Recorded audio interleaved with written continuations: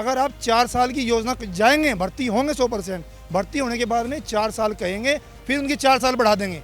जब तक इन्हें रखना होगा रख लेंगे, कोई भी व्यक्ति वहाँ पे जाने के बाद उल्टा नहीं आएगा। और लोग इतने बेरोजगार हो चुके हैं कि ये 50,000 नहीं, ये 10-10 हज़ार रुपये में भी जाकर नौकरी करेंगे।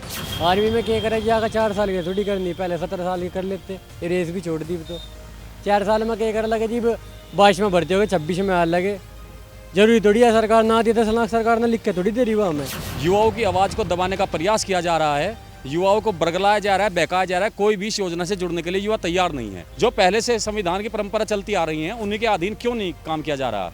आप ये बताओ, इससे क्या फायदा है सरकार को? अपने आप तो लेंगे 2 पेंशन और हमें कहेंगे 4 साल के लिए तुम जाओ देश प्रेम के लिए। हमारा देश प्रेम, इनका मतलब ये कमीशन खाएंगे यहाँ बैठ के। दिन तो अब ढल चुका, कल ये वक्त रहे ना रहे, मैं तो चला जाऊंगा दरिया के पार, मगर चाहता हूं कि चिराग ये जलता रहे। कुछ इन्हीं लफ्जों को बयां करते हुए कुछ इसी तरह चिराग यहाँ जलाया गया उन शहीदों की याद में। और ये धरती है बागपत की। जी हाँ, वही बागपत जहाँ ऐसे कई गांव हैं जहाँ पर हर घर से एक फौजी निकलता है।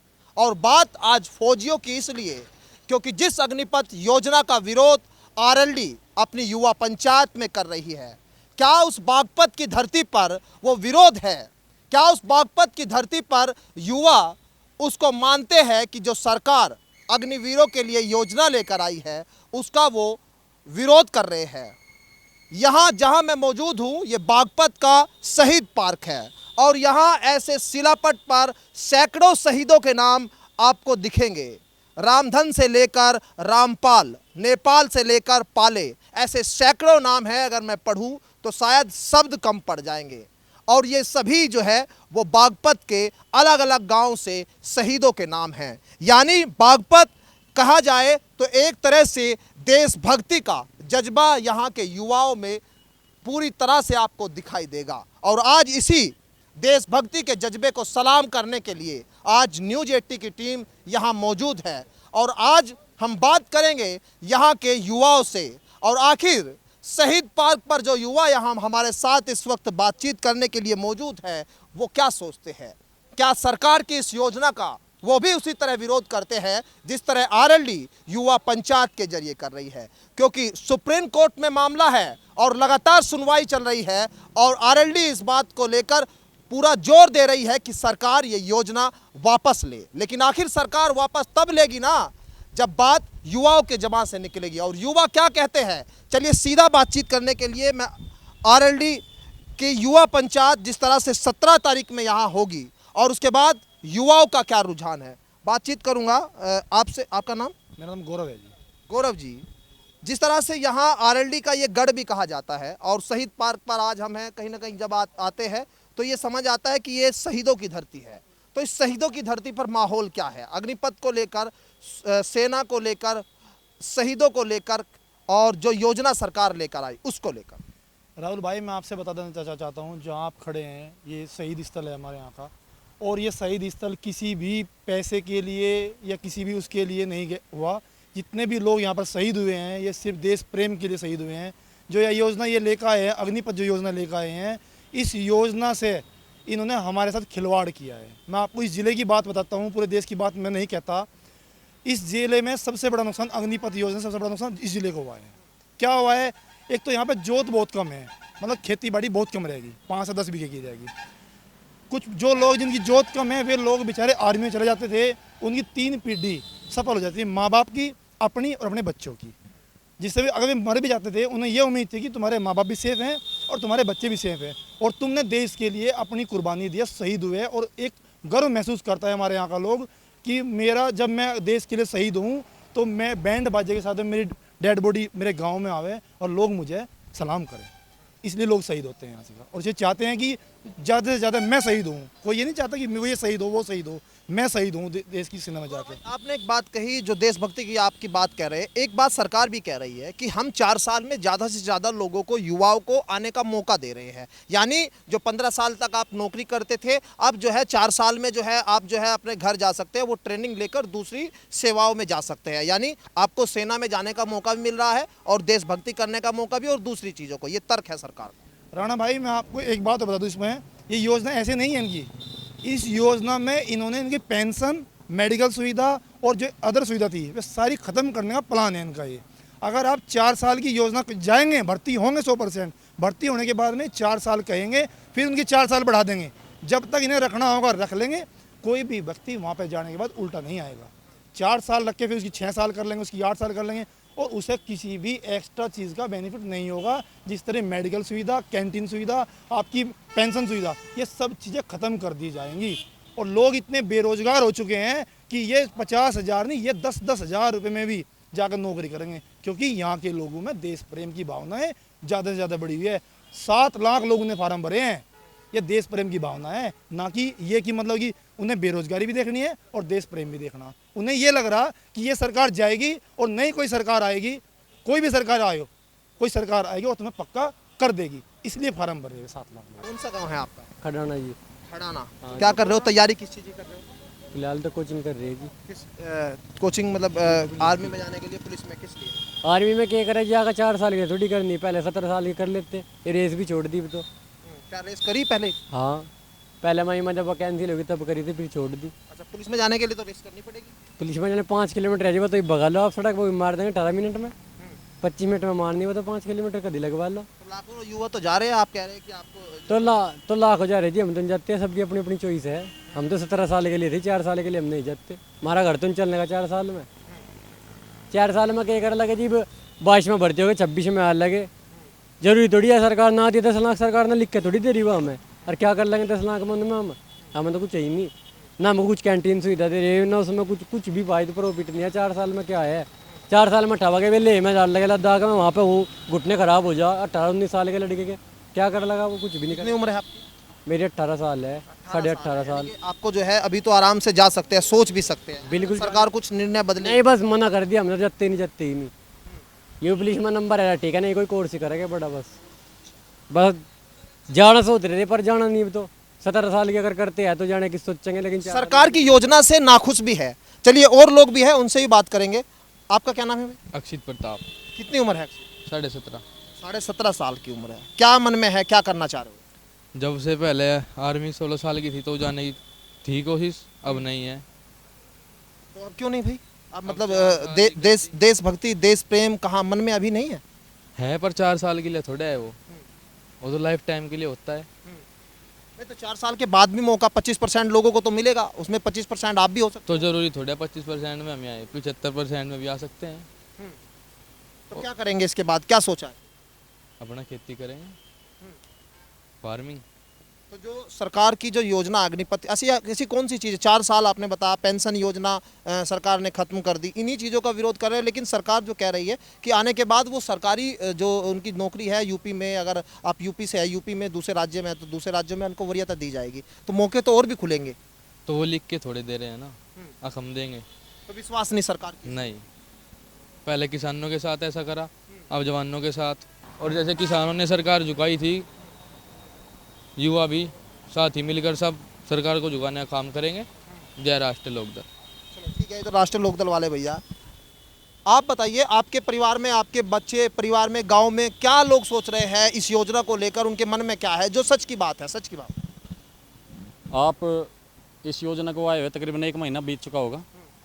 आपने कवर कर लिया होगा, ग्रामीण देहात में युवाओं से भी बात कर ली होगी, सबसे आपने बात कर ली होगी। सबकी नाराज़गी है इस योजना के खिलाफ। इस योजना के साथ कोई भी जुड़ना नहीं चाहता। गांव-गांव जाके पुलिस प्रशासन ये दबाव बना रहा है, माननीय जयंत चौधरी जी जो रैली कर रहे हैं उसका ये दबाव बना रहा है कि तुम्हारे नाम आ जाएंगे, तुम्हारी वीडियोग्राफी हो जाएगी, आप आंदोलन में हिस्सा ना लो। युवाओं की आवाज़ को दबाने का प्रयास किया जा रहा है, युवाओं को बरगलाया जा रहा है, बहकाया जा रहा है। कोई भी इस योजना से जुड़ने के लिए युवा तैयार नहीं है। इस योजना से इतना बड़ा नुकसान है, मैं आपको बताना चाहता हूँ। सेना में सिर्फ गरीब किसान परिवार के लोग जाते थे, उद्योगपतियों के लोग तो कभी जाते नहीं थे बच्चे। वो इसमें जाके 4 साल में क्या करेंगे? देशभक्ति तो उनके अंदर है ना? देशभक्ति उनके अंदर है, देशभक्ति के लिए ही वो जाते थे। सेना में जाने के लिए लोगों के अंदर जरूरी नहीं है कि वो पैसे के लिए जाते हैं। सेना में आपको बताऊं, सेना में जाने का उद्देश्य आदमी दिल से जाता है, व्यवसाय के लिए सेना में नहीं जाता है। व्यवसाय के लिए जाएगा तो कहीं पे दुकान खोल के, अपना परचून की दुकान खोल के बैठेगा, वो देश सेवा करने के लिए जाता है। लेकिन देश सेवा करने के लिए 4 साल का क्या औचित्य है? जो पहले से संविधान की परंपरा चलती आ रही है उन्हीं के अधीन क्यों नहीं काम किया जा रहा? आप ये बताओ इससे क्या फायदा है सरकार को, आप बताओ। लोग भी ऐसे ही सोचते हैं? आपके दिमाग में भी यही है कि सरकार की ये योजना गलत है जी। क्यों गलत लग रही है? ऐसी कौन सी चीज़ें आपको जो है अटपटी लग रही है? सरकार कोई नए इम्प्लीमेंट करना चाह रही है, सरकार जो है कुछ नई चीज़ें युवाओं को देना चाह रही है, ज़्यादा से ज़्यादा लोगों को सरकार सेना में भर्ती करना चाह रही है, तो क्या गलत लग रहा है? बस 4 साल बाद आने के बाद जी उनका कोई रहने का ही नहीं, आवे क्या करेंगे? अब तो पुलिस में भी जा सके, टीचर भी बन सके, फिर वहाँ आने के बाद उनकी भी एज निकल जाएगी, फिर वे छोड़ लेंगे यहाँ, और क्या करेंगे? तो सबसे बड़ा खतरा 4 साल के बाद में जब घर वापस आएगा तो सबसे बड़ा खतरा हाँ जी, हाँ जी। है। आपको क्या लग रहा है जी? कोई फायदा नहीं है इसमें, इस योजना में। तो फिर राजनीति करेंगे? राजनीति को करनी है। तो सरकार तो कह रही है ना, जो लोग विरोध कर रहे हैं वो राजनीति से प्रेरित लोग। अच्छा मैं राणा भाई आपको एक बात बताना चाहता हूँ कि हमारे यहाँ पे 13 महीने का आंदोलन चला, सभी जनप्रतिनिधि भाजपा के जनप्रतिनिधियों ने इसका विरोध करा, कहला नहीं ठीक करा, ठीक ये आंदोलन जो बिल है ये बिल्कुल ठीक है। आज ये अग्निपथ योजना चलेगी, आज भी ये कह रहे ठीक है। हमारे वर्तमान एमपी सांसद यहाँ के 2 पेंशन ले रहे, पुलिस की ले रहे और आपका इसकी ले रहे, सांसद की ले रहे। एक बात बताइए, आपके यहाँ बागपत में कहा तो आरएलडी का गढ़ है, लेकिन यहाँ पे सांसद बीजेपी से है, 2 विधायक बीजेपी से है, तो आप लोग जो है अपनी शिकायत, अपनी चीज़ें, क्योंकि अपने प्रतिनिधियों को तो कहेंगे, आप लोगों ने कहा कभी इस बात को लेकर जिक्र किया? आप लोग बस सिर्फ आंदोलन या आप लोग जो है उस सब चीज़ों के लिए तो जा रहे हैं, लेकिन क्या जनप्रतिनिधि से कभी इसको लेकर शिकायत हुई आप लोग? क्या आपके माध्यम से उन्हें पता नहीं चला इस बात का?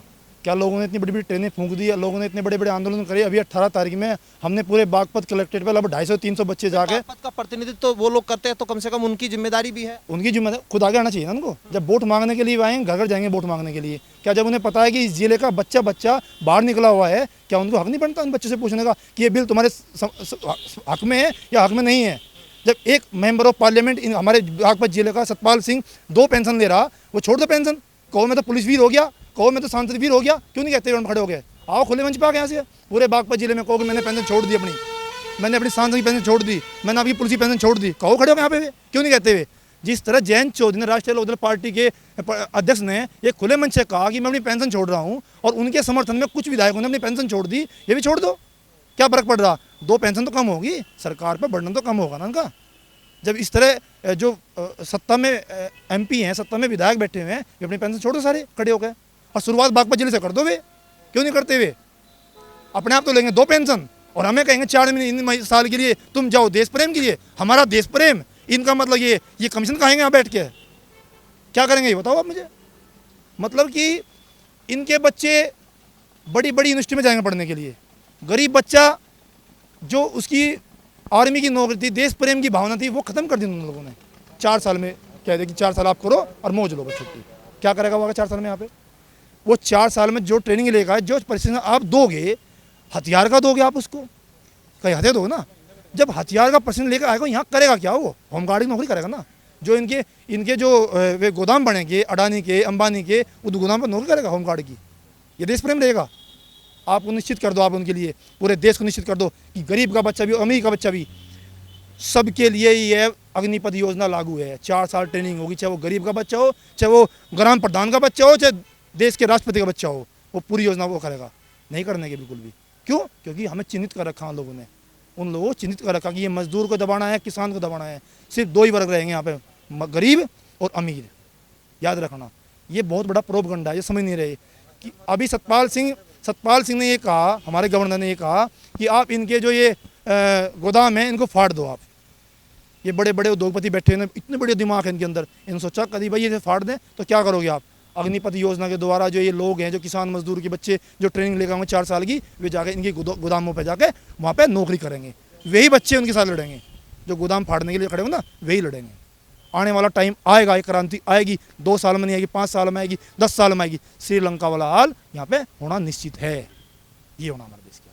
बागपत की धरती से हम आपको लगातार माहौल दिखा रहे हैं कि अग्निपथ को लेकर क्या माहौल यहाँ के युवाओं में, यहाँ के लोग हैं उनके अंदर जो दिखाई दे रहा है। क्योंकि कुछ लोग तो यहाँ ऐसे भी हैं जो खुद भर्ती में जाना चाहते थे, लेकिन वो जो है वो शायद इस योजना की वजह से अपने आप को पीछे खींच रहे हैं। कुछ ऐसे परिवार के लोग हैं जिनके बच्चे जाना चाहते हैं, या वो जो है देश प्रेम की भावना उनके अंदर है। जो लाखों लोग जो है आज भी भर्ती प्रक्रिया में जो है शामिल होना चाहते हैं वो कहीं ना कहीं बागपत की धरती से भी भारी संख्या में हैं। और मैंने आपको जैसे पहले बताया कि यहाँ पर ऐसे कई गांव हैं जहाँ से हर परिवार से, हर घर से एक फौजी जरूर है। यानी यहाँ देशभक्ति का जज्बा और जुनून उनके दिलों में जिस तरह से बना हुआ है, यहाँ हर कोई, पूरे देश के लोग इस बात को समझते हैं और जानते हैं। जहाँ शहीद पार्क पर मैं मौजूद हूँ, सैकड़ों की संख्या में जो ये शिलापट पर नाम है वो कहीं ना कहीं ये दर्शा रहे हैं कि यहाँ शहीदों की कितनी बड़ी संख्या है और देशभक्त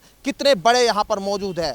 मेरे साथ फिलहाल इस कार्यक्रम में इतना ही। मेरे सहयोगी कमल शर्मा व हैदर मलिक के साथ मैं राहुल राणा, न्यूज 18 बागपत। फेसबुक और यूट्यूब के बाद अब आपका पसंदीदा चैनल न्यूज 18 डेली हंट पर भी फॉलो करें।